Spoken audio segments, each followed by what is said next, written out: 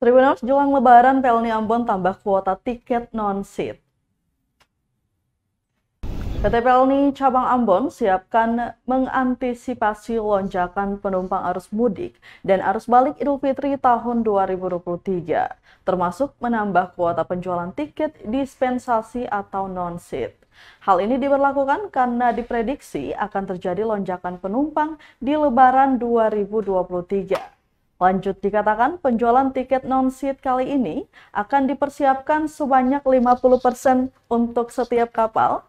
Jadi perhitungannya seperti jumlah kuota penumpang di satu kapal adalah 2.000, maka tiket non-seat itu sebanyak 1.000. Asagaf juga menambahkan untuk pembelian tiket non-seat, calon penumpang bisa langsung membeli di Pelni maupun di situs website Pelni. Untuk diketahui, Pelni telah menyediakan 12 armada kapal putih dan 7 kapal perintis untuk melayani masyarakat mudik dan balik Lebaran.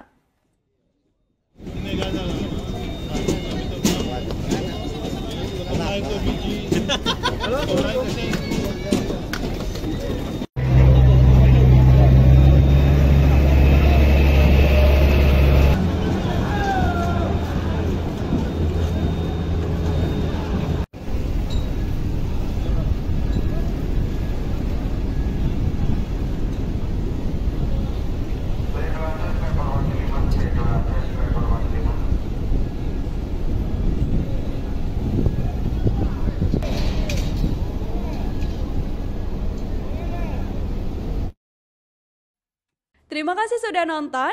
Jangan lupa like, subscribe, dan share ya.